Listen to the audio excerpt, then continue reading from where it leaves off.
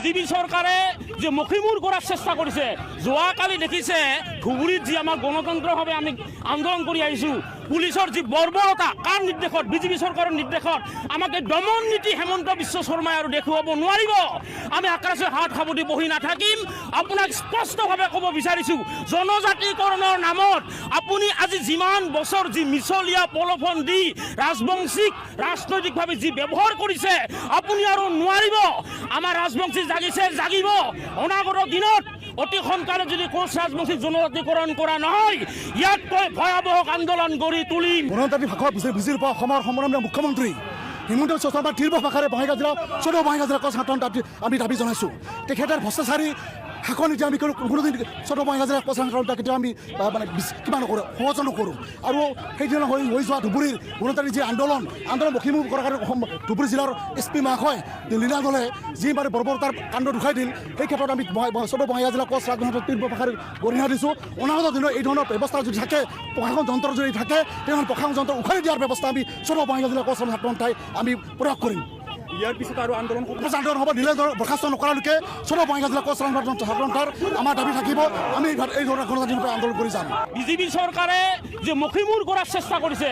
যোৱাকালি দেখিছে ধুবুৰীত যি আমাৰ গণতন্ত্ৰভাৱে আমি আন্দোলন কৰি আহিছোঁ, পুলিচৰ যি বৰ্বৰতা, কাৰ নিৰ্দেশত? বিজেপি চৰকাৰৰ নিৰ্দেশত। আমাক দমন নীতি হেমন্ত বিশ্ব শৰ্মাই আৰু দেখুৱাব নোৱাৰিব। আমি আকাশে হাত সাৱটি বহি নাথাকিম।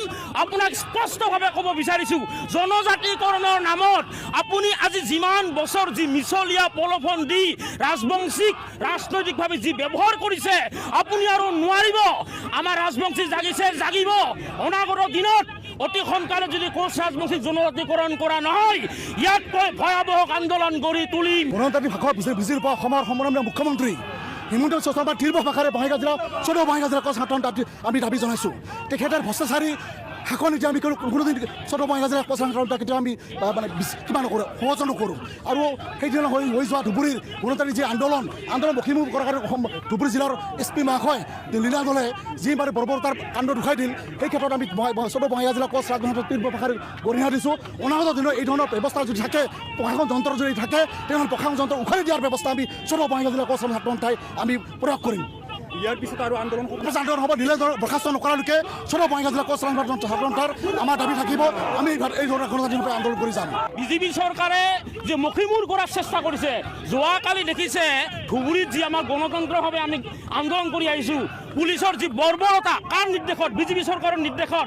আমাক দমন নীতি হেমন্ত বিশ্ব শৰ্মাই আৰু দেখুৱাব নোৱাৰিব। আমি আকাশে হাত সাৱটি বহি নাথাকিম।